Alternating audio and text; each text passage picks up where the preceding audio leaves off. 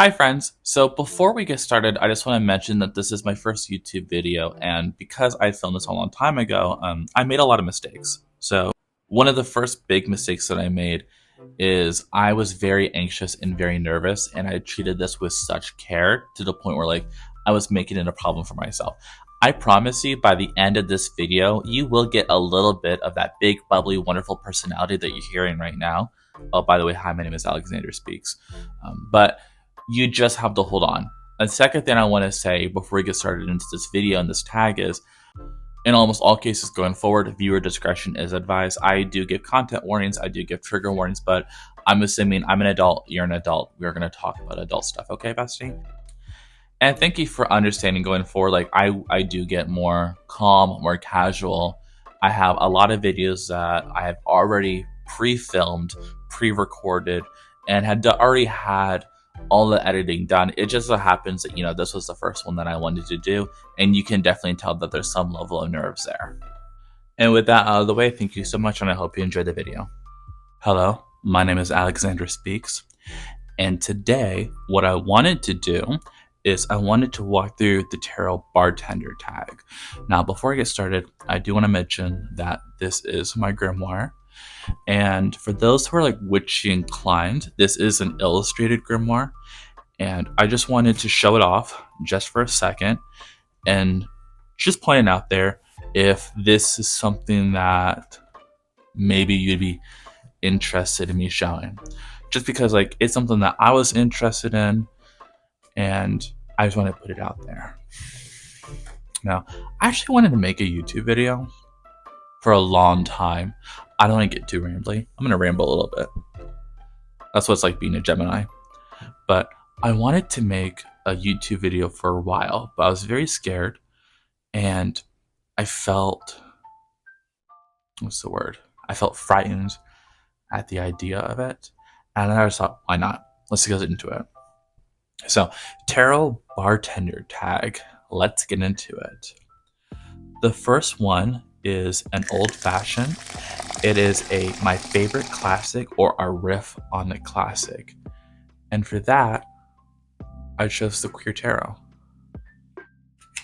Now, my copy, I love this hot pink. I love this hot pink. It's such a great idea. By Ash and Jess. My copy, I actually edged in black. And it just fits with my whole rainbow goth grunge aesthetic. I love this notion of the colorful and the eclectic and the vibrant, but juxtaposed right next to black and darkness. And maybe not even in a sense of everything going wrong and I'm not having a good day, but maybe it just as in this is a good example. Let me move this a little bit. It's nighttime, and you're still a vibrant, proud, queer person showing off how colorful and happy you are. What's interesting is I know as classics go, this isn't ideally a classic, but I remember this conversation going on a while ago about soul decks, and this idea that if your soul was a deck, this is the deck it would be. And or even if your soul was split up into shards, right, and each deck was a different shard, what would it be? And I don't think that is me. I don't think I believe in that. I'm a little bit of a skeptic when it comes to that. But if I did believe in that, and if I was committed to it, maybe at one point, I would honestly say that this deck be at least part of my soul.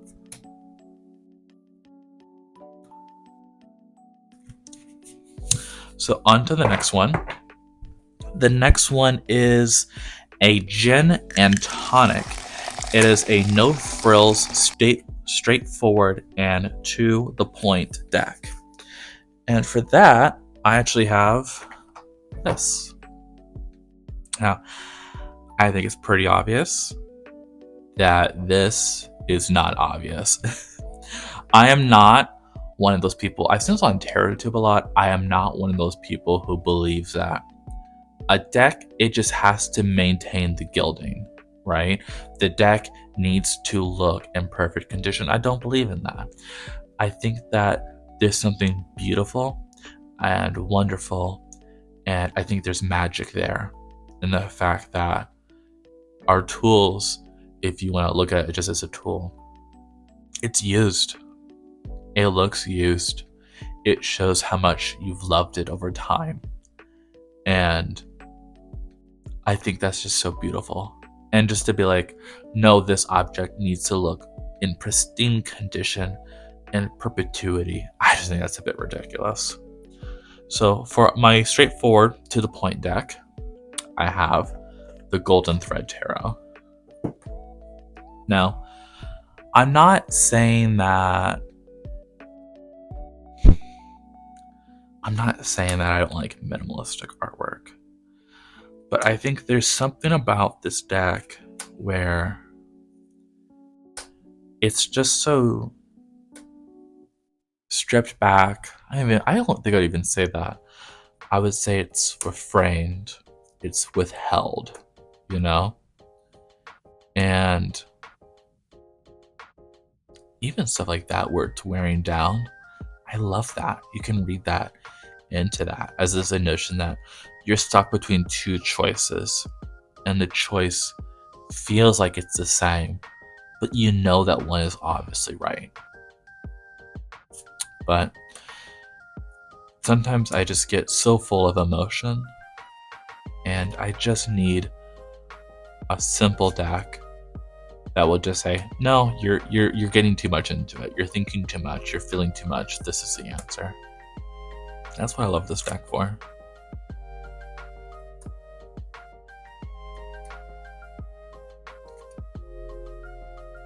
Okay, on to the next one. The next deck is a Spritz, which is a deck to brighten up your day. And for me, I chose the Pasta Tarot. Now, if anyone who knows me, they know that I love LGBT and queer decks. And I think, Miss Sophie, I think there's something about LGBT representation where there's this feeling of it's both everywhere and it's nowhere at the same time. Like, yeah, we have RuPaul's Drag Race, and we have, season 26 of RuPaul's Drag Race, season 16 of All Stars, season 16.2 of UK versus the world versus the US versus Canada.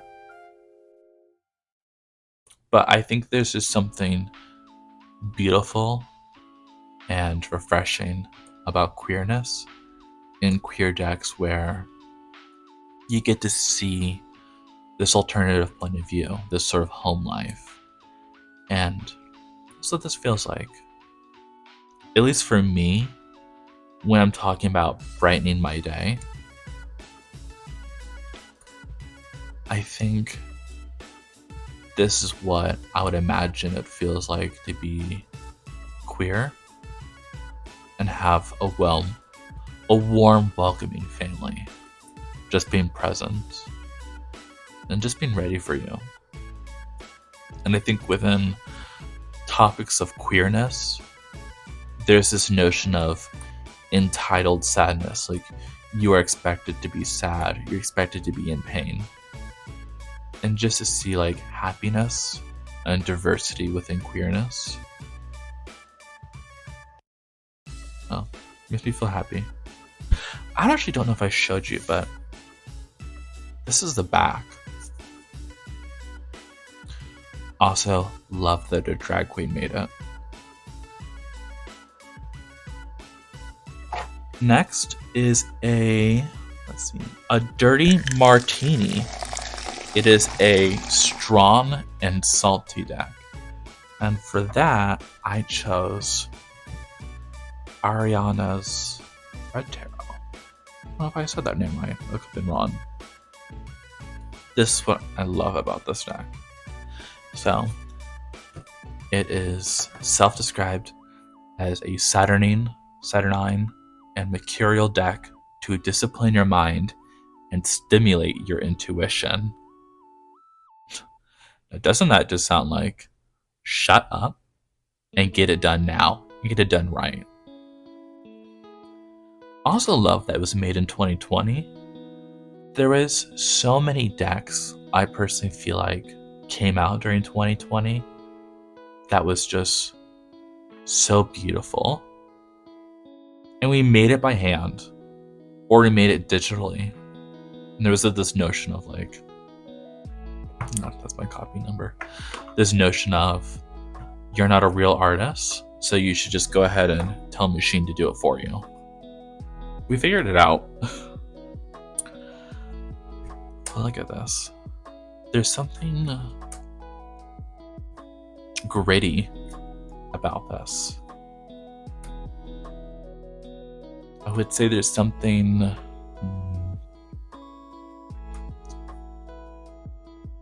confronting, maybe, about the nature of this. I think it's that it's willing to be soft and kind, but it is a sense of like, do you deserve it? I think that's what a dirty martini would be as a friend. It's when he's like, you know what? You look like you need a hug, and I'm gonna give it to you. But also would be there to tell you, that's kind of ugly what you're wearing. You shouldn't really go out wearing that. You wouldn't be happy. If you died today, that would be your ghost outfit, and you would just be so upset with that being your ghost outfit for the rest of your life. And when you pick an outfit, this deck would tell you, make two choices, right? An outfit that you are happy to wear forever as a ghost, and an outfit that you can run away from. If you can't run in an outfit, don't wear it. That's some advice that this deck would give.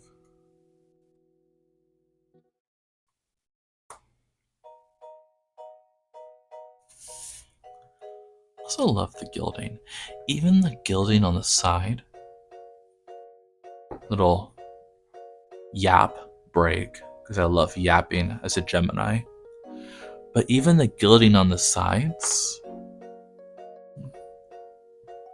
it's like it follows this same feeling, the ephemera feeling and tone of the artwork and its grittiness. And if you have this deck, you'll know what I mean in the way that there's like matte gilding where it's soft and smooth, and then there's like metallic gilding where there's a bit of coldness to it. And this almost feels like rock, you know? If you ever need a reading and you're like, I need to be slapped across the face and told what to do, love this deck. Let's see. The next deck is a Pina Colada, a deck for a summer holiday. And I got this deck. This is actually a new and indie deck to my collection, and I love it so much. It is the Physique and Fantasy Tarot by Oscar Zamora Graves. I just love when queer creators say, we're going to make decks, and we're going to make decks in the time periods and the histories that we existed in, but we weren't allowed to create art with our own out and bold representation. Now, fair nudity warning, this is also a good classic riff on the Rider-Waite Smith. This is the back. And this is actually a cut collage tarot deck featuring vintage musclemen. And I'm not I know a lot of witchy people love fall and autumn, and a lot of people love the summer. I'm not really a summer person, but there is something that this deck is just, it's so overwhelmingly vibrant, you know? And it's so, it is summer, you know? It's summer stepping forward and saying, like, look at this. Even this card, where it's at nighttime, you can see like the summer sunset behind her. There's multiple different lovers card, which is something that I really appreciate for myself, at least. I don't want just a heterosexual lovers card. I love it when there's multiple lovers cards. I know for some people, like, it doesn't matter, it doesn't matter. It matters to me. It matters to me. Professional yapaholic Alexander speaks. And you know what? I will yap. I will continue to yap. Back to this. I am a little sick right now. It's just this beautiful cut collage of summer and these vintage photos of drag queens and men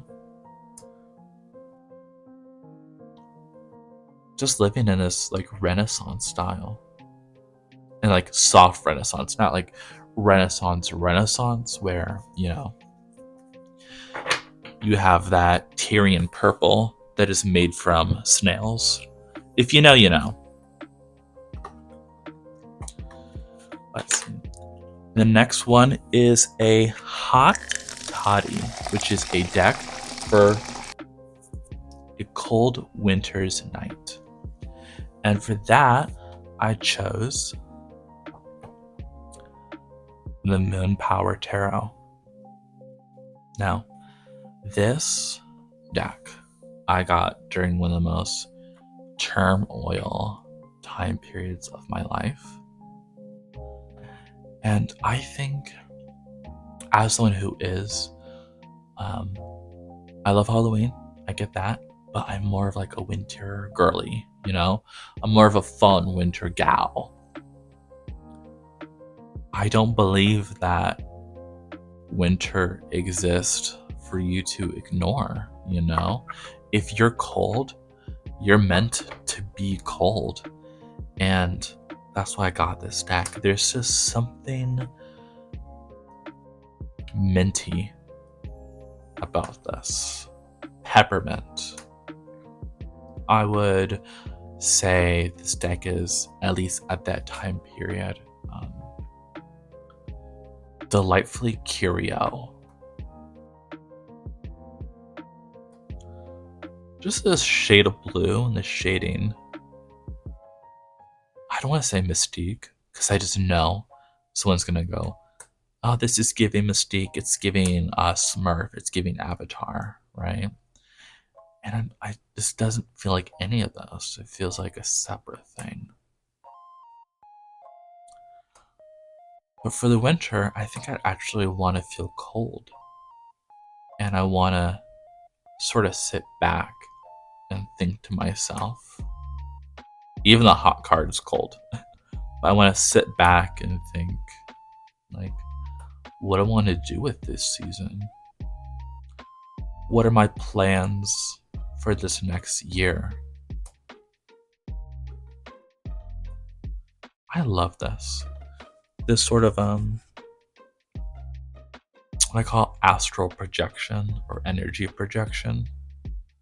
It's like you as the querent, you're calling something out so strong that it's as if a whole crowd of people are using the power of truth to destroy illusions. I love it.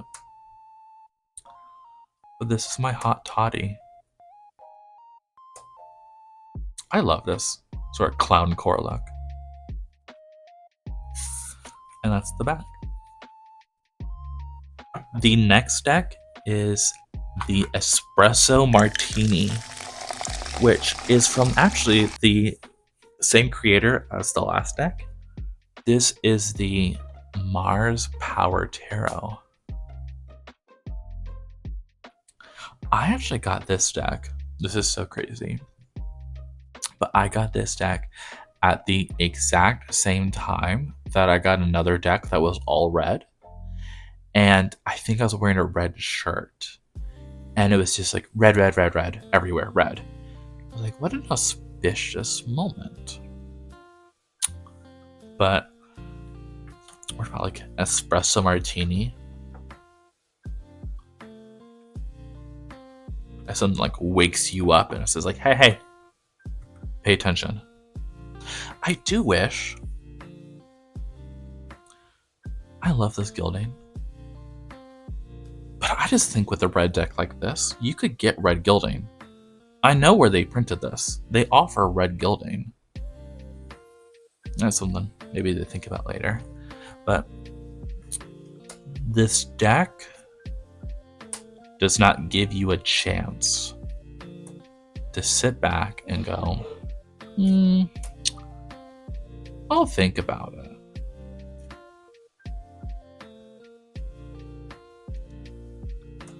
I haven't had an espresso martini yet, but I assume it's very much like, wake up, wake up. I will say something that this creator does is they pull from lots of different references to sort of collage culturally this repeating poem of all these things that made them who they are. Like this little sonic screwdriver from Doctor Who.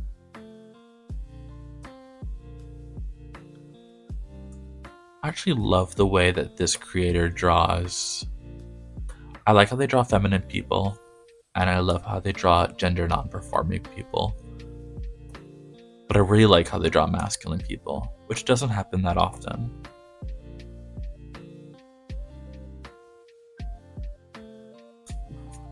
But this deck is just so visually active. And I guess I would say I'm a bit weird in the way that I wouldn't hold this deck and say, oh, this is a fiery deck, right? I would say it's more like coffee, like the espresso martini. It just feels warm. It's like, hey, you should be paying attention right now. If you are not paying attention, why am I talking? You should be listening. That's what it is. Maybe a little teacher vibe. The volume, let me know if you get this reference. The volume in this bus is astronomical. And you know what? They were right. Those kids were talking, and they were talking too loud. And the teachers, they just couldn't hear each other. They couldn't hear each other because the kids were too loud. The next deck is a Manhattan. A deck to take your time with, to savor and sip. And for that, I got this deck. I think it's a bit obvious, but if I need to come out and say it, I will. I love quirky decks. I love weird decks. I love indie decks. Give me an indie deck over a mass market deck any day. And I think this is a good example of all those things. Of like a creator who obviously has a really wonderful idea. And I'm gonna be honest, I backed this on Kickstarter. There was something about the Kickstarter that just, it didn't make a whole lot of sense until I actually got the deck. And I was like, oh, that makes sense. That is your vision cleared up. But this is the philosophy cards and existential tarot deck. And what I really want to take my time and sip and savor and flavor and all that is actually not just the artwork, but the guidebook. It's a rewriting of the entire tarot through this existential philosophy. And I'm a huge believer of, if you're reading tarot, or even if you're just reading divination in general, right? Why not fill your mind, your toolbox, with as many tools as possible?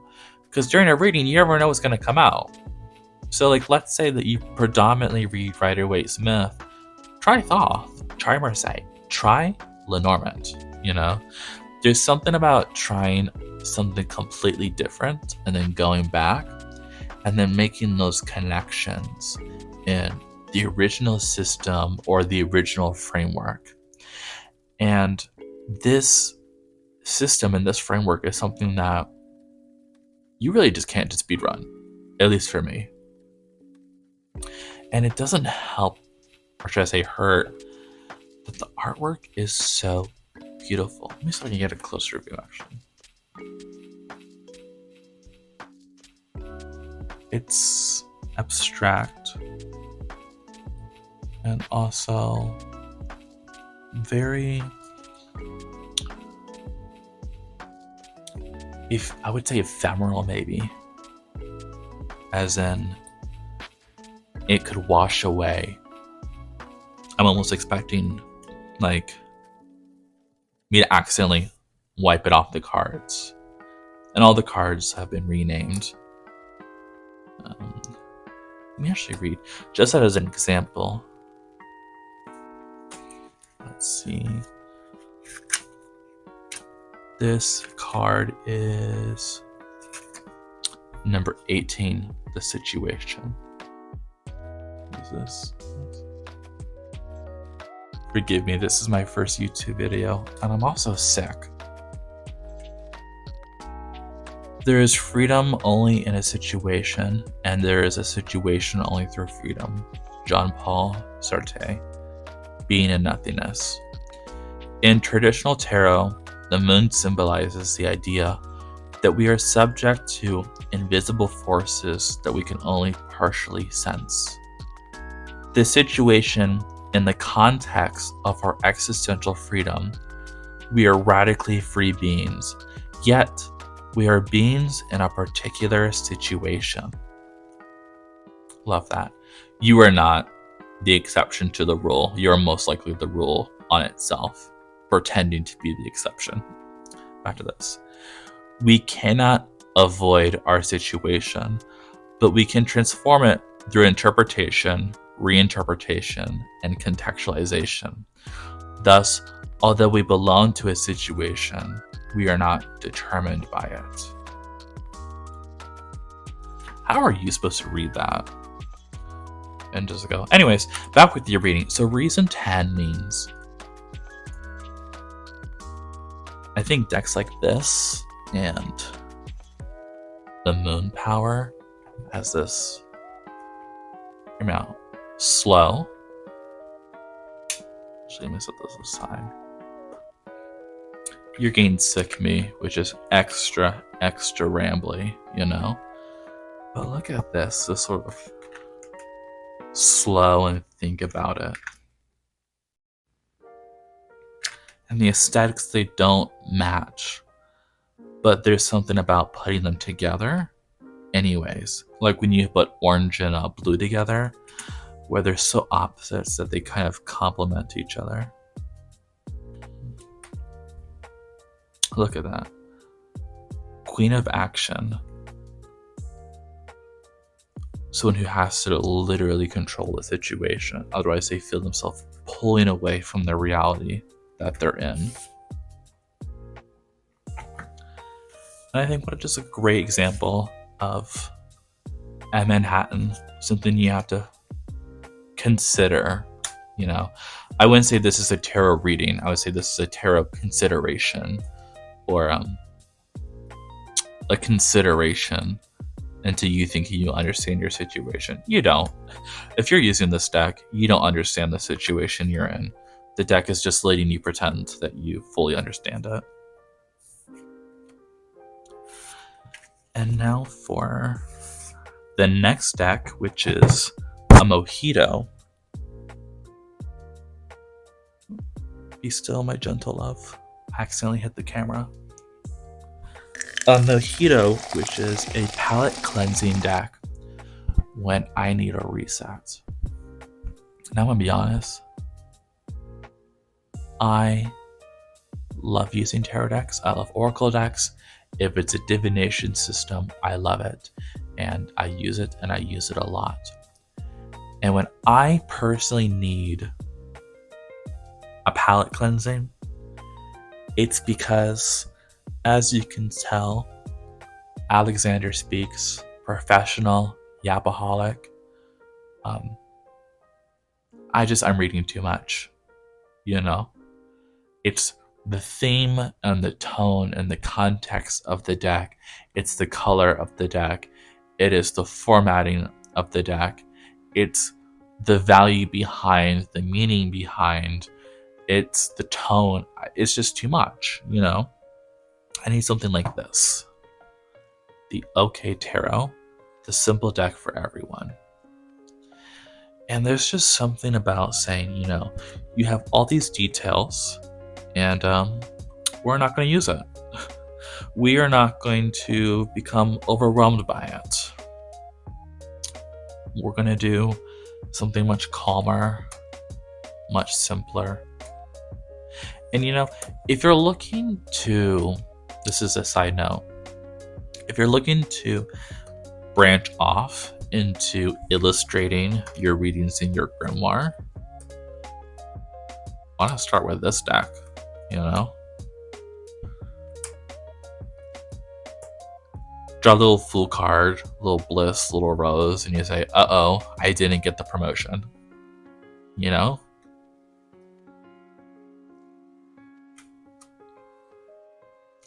To be honest, I don't really like mint. I get that with like mojitos, I think it's like mint and cucumber. It's just not really for me. I like cucumbers maybe in a green goddess salad, or maybe some sushi. Because you can make your own sushi, it's not that hard. But like mint chocolate chip ice cream, I'm not brushing my teeth right now, it's noon. It just makes sense to me.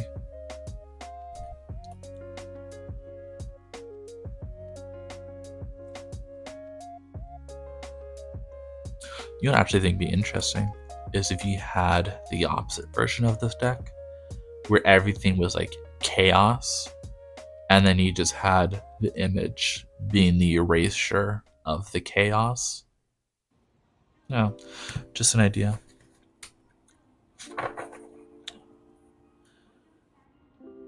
I'm gonna put this away. The next deck is a Bloody Mary for a problem-solving deck. And I don't really have an issue with using tarot decks and not finding the answer. With the exception of like self-readings. And even then I can like work my way through it. For the most part, you know, if I don't understand it, just pull a clarification card. And if the tarot isn't working, pull an oracle card. And if the oracle isn't working, pull a tarot card. Like, I don't find that I'm in a situation where divination is hard. The issue is never the reading and getting the reading done. The issue for me, I believe, is having the comprehensible reading and digesting it into who I am as a person in a way that it actually means something. You know? Like, if you're a reader, you get what I'm saying. Where, like, you have friends who come by and they get a reading, and you give them a reading, and then a week or a month later, they ask you for the same thing. Or they come for a reading, and you give it to them, and you say, don't do this, do this. And they do with the thing anyways. They do the thing. You said, don't do it, and they did it. And then they come back and they're like, why did it happen? So, in the rare case that I am like, I'm blocked up, I can't get it, I'm being too obtuse. I'm overthinking it. I'm too emotional, right? I use this. Now, am I guess, the same as Olive Terror Tube? Yes, I do like this stack. I am stereotypical in that sense. It's a bit. Actually, I'll save that word for the next stack. But I actually love this stack. I cut it and I edged it myself. And it's a form of edging that I don't think I've seen anyone ever do. So what I did is I cut off the artwork on the sides so it's sharp and boxy.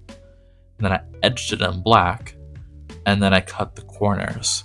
And what you get is these black edges that are tipped white. And I know it's not perfectly flat. If you remember what I said about the golden thread, I rather the deck shows that I love it and I use it. And I can still use it. I can still use this stack. And when I think about this stack and I think about, how I particularly would use this stack and what it would personally signify for me, I would say vulnerability. I would say that this deck,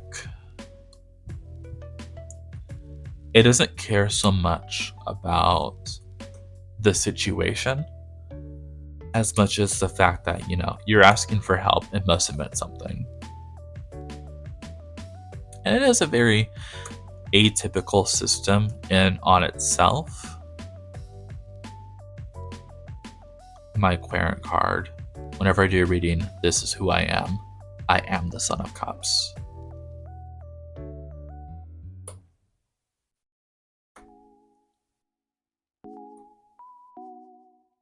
I forgot what I was saying, and that's okay, because I think there is something beautiful about this deck, which is why I own it.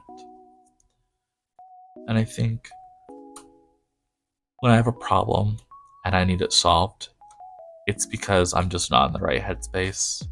I'm too emotional for the Golden Thread Tarot, nor rather I'm too irrational for that to work.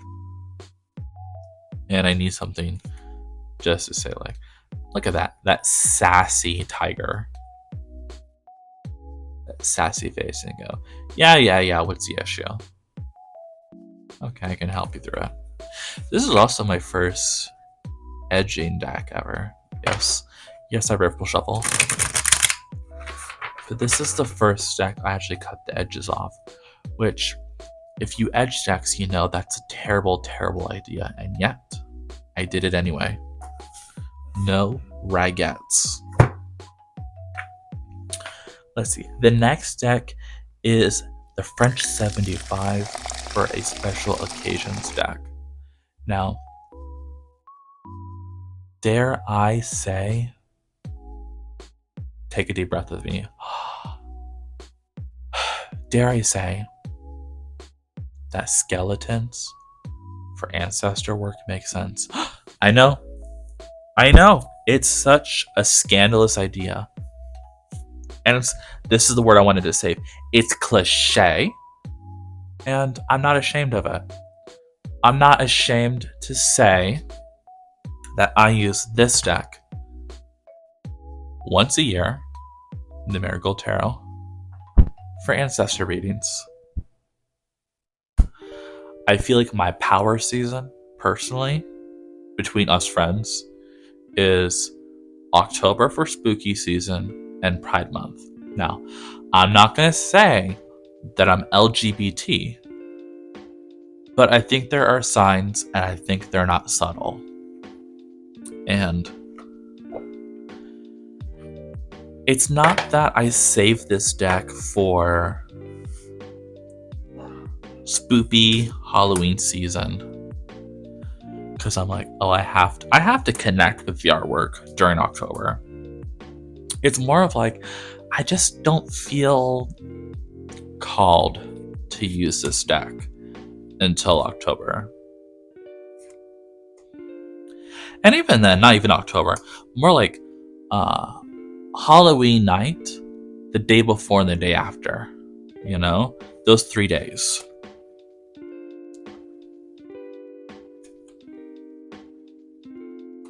I know there's this notion of TerraTube saying, and not just TerraTube, but people in general saying, you have too many decks, you have too many decks, you know? We are supposed to not be collecting decks. And I'm going to be quite honest, we're not supposed to be collecting decks under your belief system. But for me, and what I believe that I have my entire life to love a deck and to use it. I don't have a time limit to connect to artwork. So even though this is a special occasion deck, and I really only use it once a year, I'm still going to appreciate it and love it throughout the year. And you know what? I am going to love it on Halloween night. It is cliche, and I'm not ashamed of it. She looks like she's about to knock you down. Maybe it's just me too. I never noticed this till now. But if you ever look at like hands and illustrations of tarot, they're always like very beautiful, slender, like hand models. And there's something about this where in like comparison, I could see people calling it like forgive my phrasing, a fat hand, you know? But I personally feel like I have fat hands, and it's nice to see fat hands. Is that weird to say? Fat hand club, let me know. Oh god. The next deck is the Aviation, which is a wildcard deck for when I'm feeling fun and adventurous. And you are not ready for this. If you have thought at any point that I could not yap enough, you're wrong, and here is proof. If I'm feeling adventurous, if I want to go off on tangent, and I just want to have fun, this deck, Terra Wave.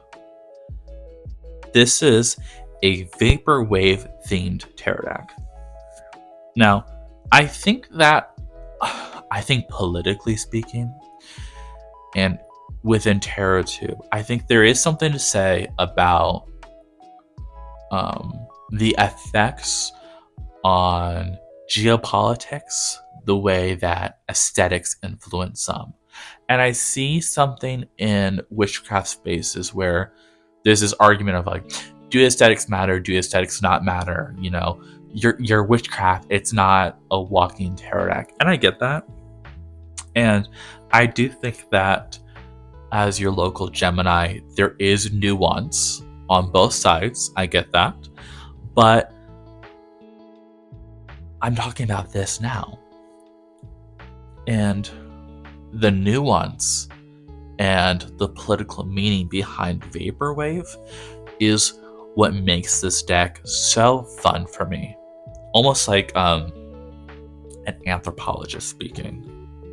So first off, if you thought it couldn't be fun enough, it's holographic on the back. How fun is that?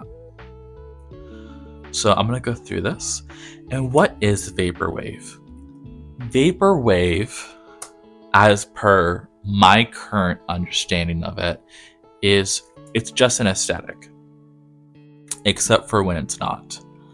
It's sort of this nostalgic retro look of the past into the future from the past point of view. And it creates this loop. So it's you saying, I was not born in the 90s. But if I was, this is what I feel like if I was in the 90s, I would imagine the 2000s would look like. If that makes sense. And I think I think vaporwave as an aesthetic could be studied academically.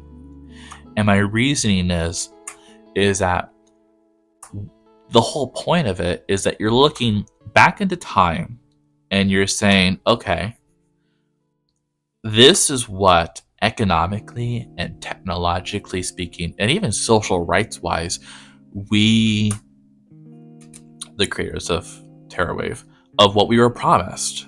You know, we were told World Wide Web, you know, and we can connect to it. And the future, it looks like marble statues. It looks like neon lights, right? Queen of Cups. It looks sort of this color palette. Oh, what a beautiful lover's card. It looks like postmodern retroism today. And I think that there's a lot of weight in saying, geopolitically speaking, this is where we actually are now. And from one person's point of view, this is what we were told that we were going to be. And I think that if I'm getting on an adventure, right? If I'm really going on an adventure, I'm going to set this aside. That's something that I could just talk about for hours. This notion that XYZ aesthetic means XYZ thing, and that's why XYZ meaning can be interpreted out of the reading at all. You know? That to me sounds fun. Maybe it doesn't to you. Maybe you're like, I don't know, I kind of want a deck where I can pretend to be at the Ren Fair all day. And there's nothing wrong with that, you know? Be at the Ren Fair, you know? Be that merchant who sells snake oil, you know? Be the knight to save the prince. But, you know, when you're ready to come home, I made enchiladas, and you can just let me yap at you. And this card I wanted to save, this is the most fun and wild and adventurous card of the whole deck. And it's actually, if I remember correctly, the first card the creator made. Do you remember? Tell me, comment this below. Do you remember growing up and you were told, oh, by the way, the sun is going to eventually expand and swallow the earth whole, and you were just so upset, you were just so frustrated, you were, I'm gonna be honest, you were inconsolable. Maybe you were crying. I know I was. Just this notion that you as a 6-year-old are going to be alive billions and billions of years in the future to see the earth get destroyed. How dramatic. I love this deck. And now, for the last deck, the usual. Now, what is your usual drink? I'm gonna be honest, I don't drink that often. But when I do drink, it's wine. It's wine. I know wine, it comes in bottles, you know? So it's kind of like you either share it with people or you don't have a glass, you have a bottle. And it's very self-indulgent. It's almost theatrical in a way, you know? And I really wish I could show you my usual deck, but I'm gonna be honest, I actually can't. Not on YouTube. So this is my usual deck. It is the St. Jinx Arcana Gay Tarot. And the version I actually use is, and I safety taped it up, it's the uncensored edition. Not to go on a little rant here, but I think it's perfectly fine for naked people to exist. You might not believe it, but at some point in your life, you from birth to death, you will be naked at least once. You are going to be naked at some point. And I think that we already have so many beautiful divine feminine decks. And don't get me wrong, I still think we should make more. And trust me, I will buy them. But I also want some other decks for masculinity. And I need people to, I guess, remind themselves that in order for them to be here, their parents someone had to sleep around. Someone had to sleep with somebody. Sex is a thing that happens. And I may have covered up, the danger carrot, but they do exist. And there's nothing wrong with that. I would say there's actually something right with the fact that people have bodies. But I can't show you that deck. What I can show you is this censored version. Now, if you go online and you try to buy this deck, you're not going to be able to get it. You're just not going to be able to get it. And the reasoning why, before I open it, is that the creator, Saint Jinx, who I actually saw creating this deck before it came out, reformatted it. And this is the first edition formatting of the deck. The format where it currently exists, it's borderless, and this one, I would say has like kind of a chunky border. Sort of a glare. But it has this beautiful glittery gold gilding. And this is the kind of the chunky border. I'm gonna be honest, I actually really like it. I think it shows, not to get all parasocial, but it shows that, I like this creator, and I like this creator a lot. And I like them before they had, 3 tarot decks and 8 oracle decks and 4 poster books and 5 playing card decks.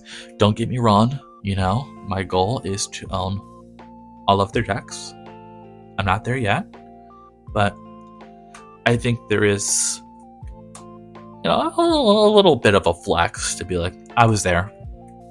Yeah, I was there in the beginning. Yeah. I can actually want to talk about it with this card in particular. This creator, I have heard so many people talk smack about this deck and this creator. Specifically, if I can point names and read you for filth, it's typically white gay men. And I definitely want to express that I understand that maybe you as a reader, you're not comfortable with male genitalia, and maybe you are not comfortable with a sexualizing gaze of male bodies. And I understand that, and I get that. But I hear this notion of it's just unrealistic. These men have 18-pack abs, and they're built, and they're all well endowed, and that it's just unrealistic, okay? And I don't want that in my tarot deck. It's not good. And I don't know how to say this, but to me it seems kind of silly. Okay, so you're telling me that if you participated in this tag, you have what?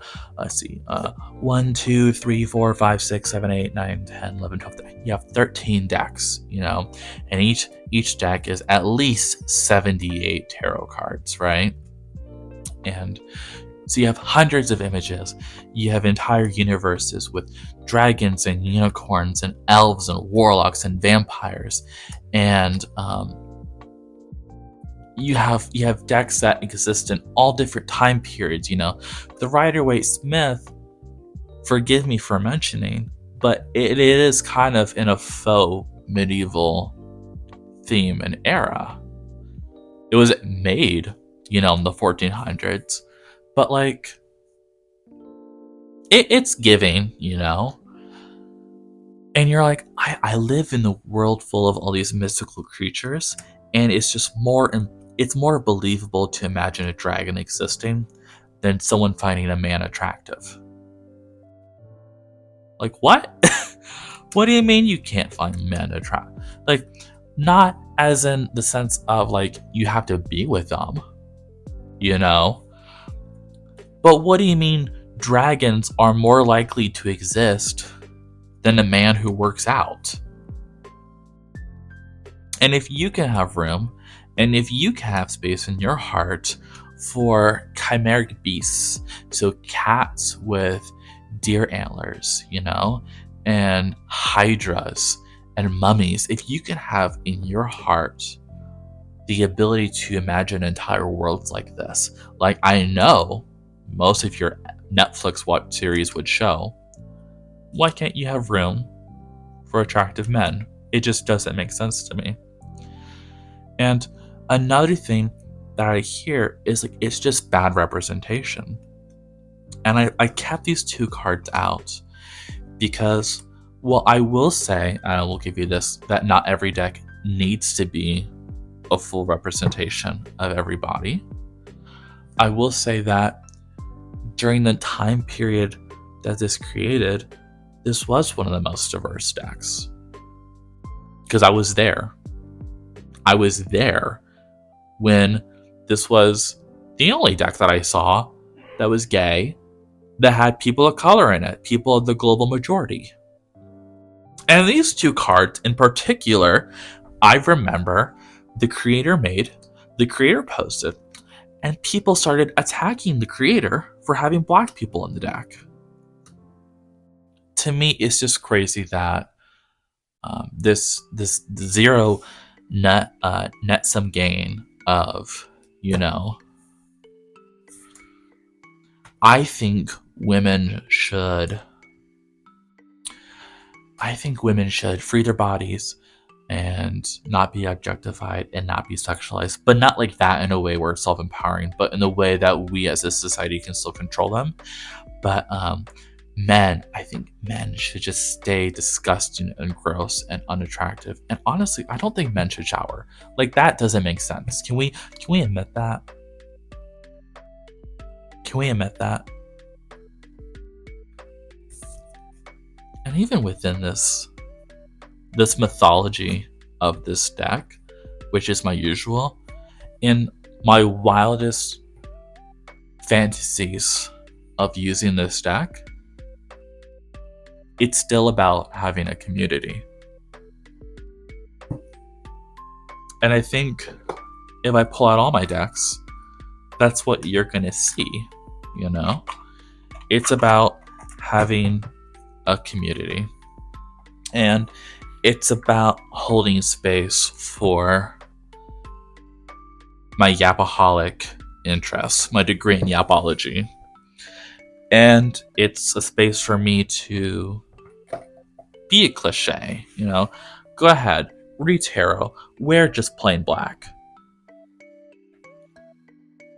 And I can have, I can follow the norm. I can be different in my own way and also have the same interests as other readers.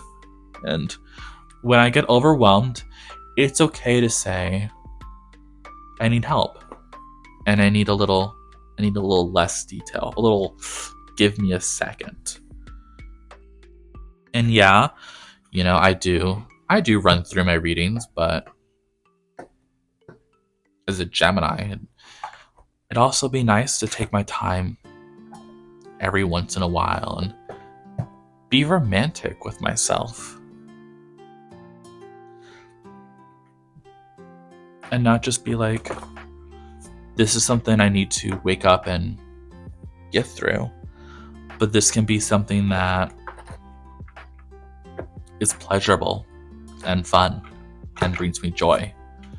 And I don't collect decks with this notion that I can't have cats and I can't burn incense and I can't not riffle shuffle, because if I riffle shuffle and if I burn incense, that just really devalues and destroys the value of the deck, you know?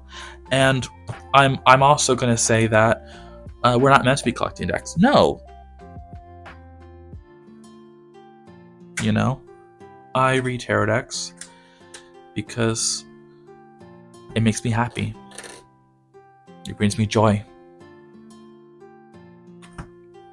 And because I want to do it. So, thank you for joining my very rambly tarot bartender tag.